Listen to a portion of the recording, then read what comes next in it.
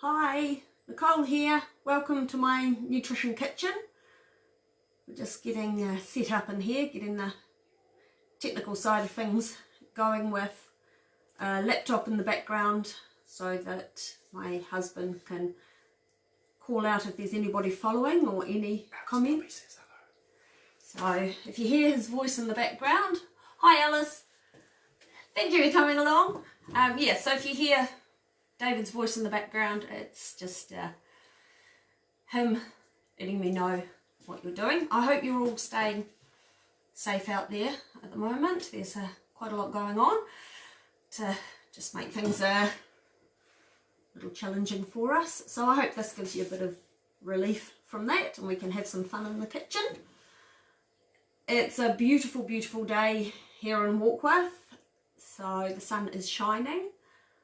So if I don't get many people to come along and join in the cooking, I understand, because yeah, it would be lovely to be out in the sunshine, which I will be doing this afternoon. I have a plum tree I want to try grafting, so we'll give that a go. I'll just give it a couple of minutes to see if some more people come on in, and then I will start preparing the dish. And it will be, this is going to be popping up on onto my Facebook page as a post, so you'll be able to watch it again later if you haven't managed to make it in live. But thanks to those that have come along to watch live. Good to have you here. And I hope you're all well. Is it warm in Napier, Alice? You got a nice day down there too? Or are you tucked up inside? Because it's not so nice.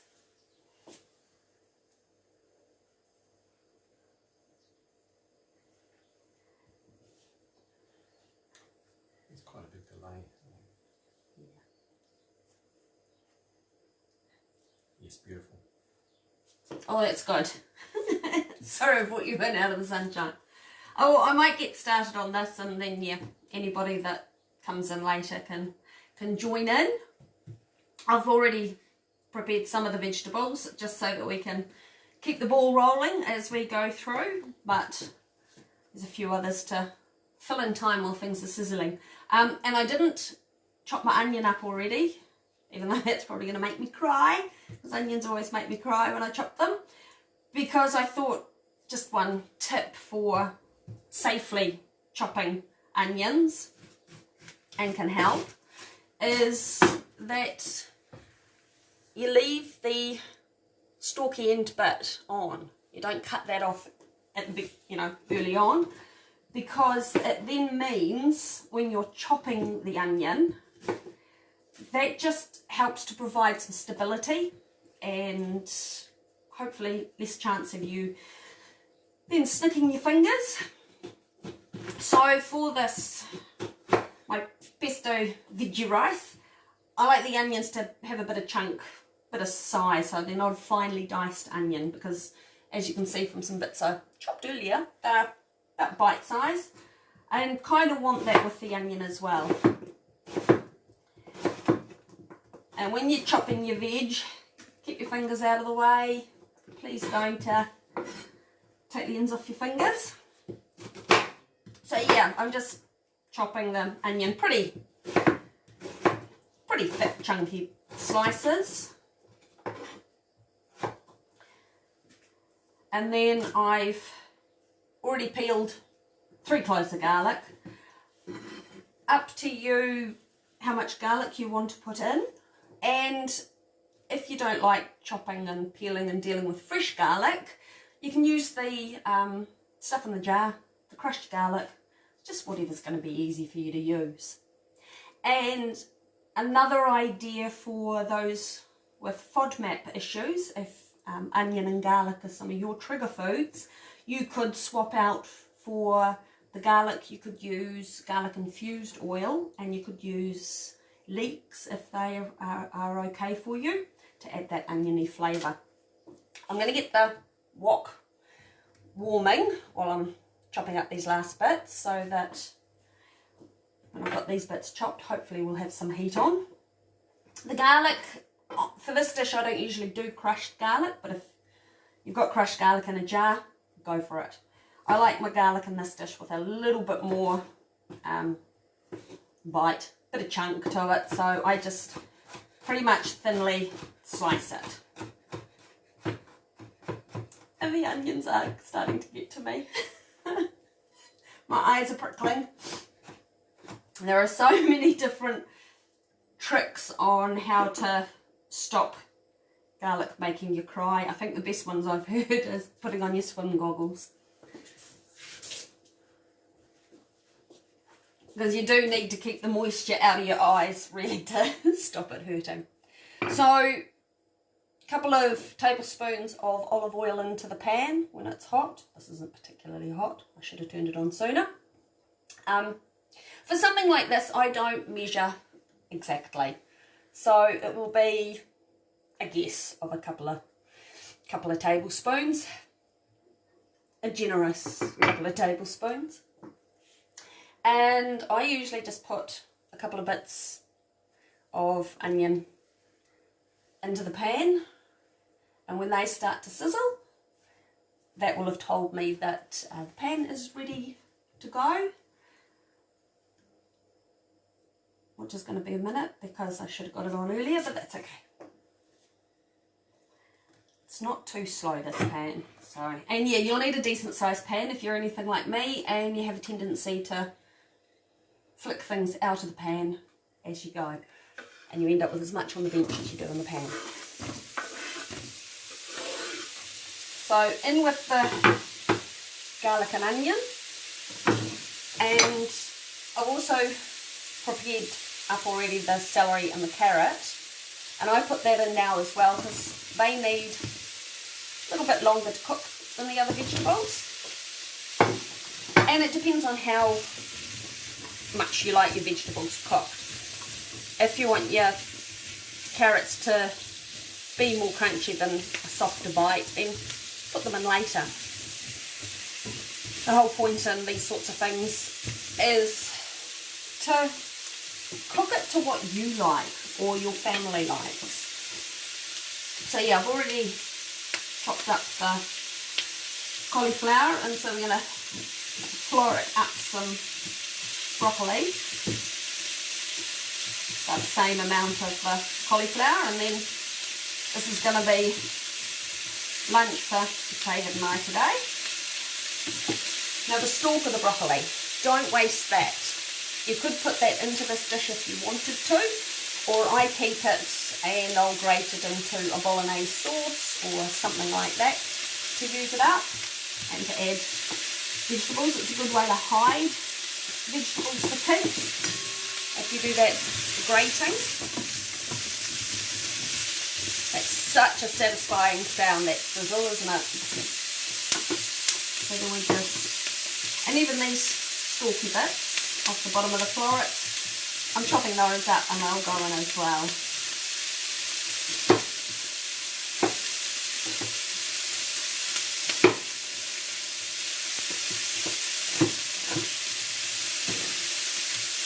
And depending on the time of the year, you could swap out different vegetables. So for summertime, it would probably be quite nice with something like courgette and beans. The asparagus season is just around the corner, so you could do asparagus in with the broccoli or your cauliflower. It's just, yeah, what is it that you like vegetable wise? Because the important thing is to get the veggies in. The more the merrier when it comes to vegetables. Now if it's sort of starting to get a bit, sticking a bit on the bottom of the pan, you can splash in a bit of water. So rather than adding extra oil to stop things sticking, a bit of water, and we're going to have a good sizzle happen now. Hi Shane.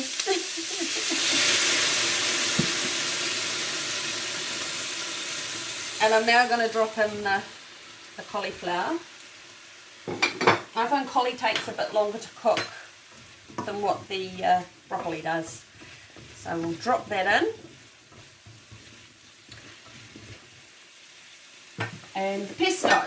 I've got some of my homemade parsley and walnut pesto that I made last weekend. I always have a big glut of parsley at this time of the year, and I make up pesto and freeze it. Freezes really, really nicely. But I was having to think about the pesto the other day in preparation for this, about the types of pesto you could use. I know that with basil pesto it's really, really tasty, but there's one you can get at the supermarket that's sun-dried tomatoes, and I thought that in this dish, particularly if you were going to serve it with something like some lamb chops or something like that, would probably be a really, really nice flavour. So I've got the lemon, which is full of pips. So I don't think I need the whole lemon for this because it's a very juicy one. You can do this squeezing into your hand and get your hands dirty, or I just squeeze it into the bowl and then just use a spoon to scoop out the pips.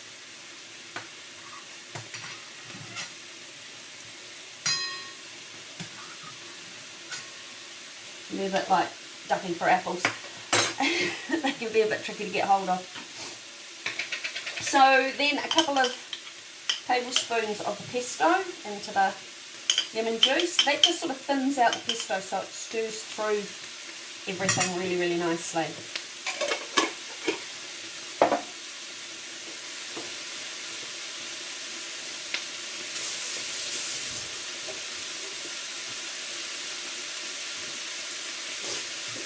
So just stir that through. Things are sizzling away nicely. I might drop that broccoli in. One great thing is how quick this dish is to cook. Any sort of stir-fry type vegetable dish is a really good go-to if you're wanting to get a meal prepared nice and quickly. So you'll stir the pesto into that.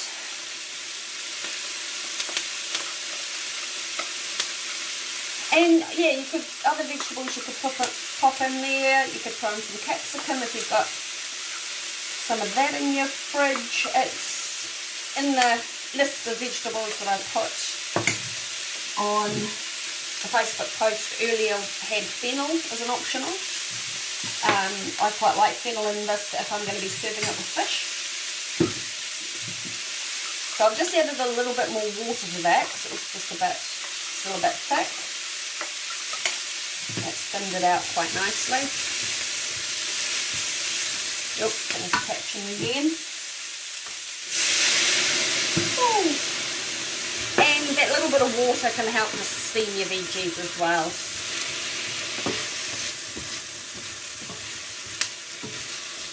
And those bits where it catches on the bottom, that sort of caramelised flavours and just adds a bit of depth of flavour to everything as well. It's a pity these things don't have smell because the smell's really, really good.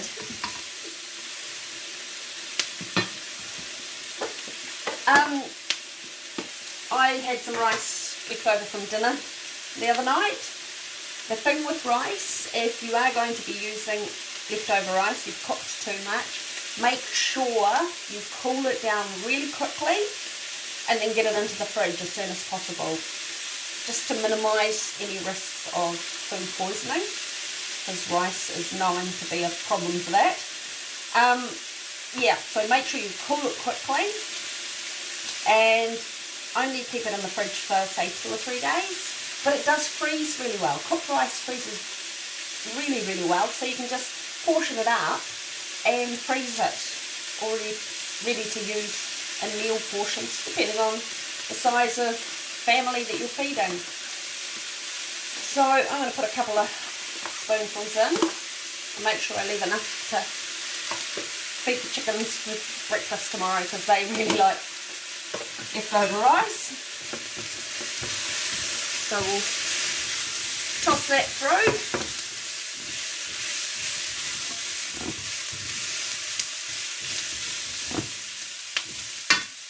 And then we will add in the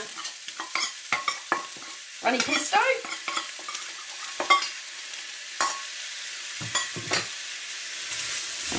I really need to turn it down because I'm getting some serious caramelisation going on in the bottom of the pan.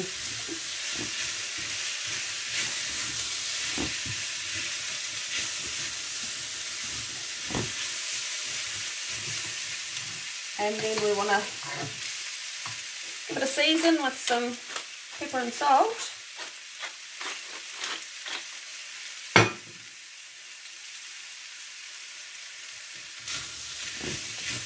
And then, very important thing to do at this stage is to taste test it, because you may need a little bit more pepper or salt.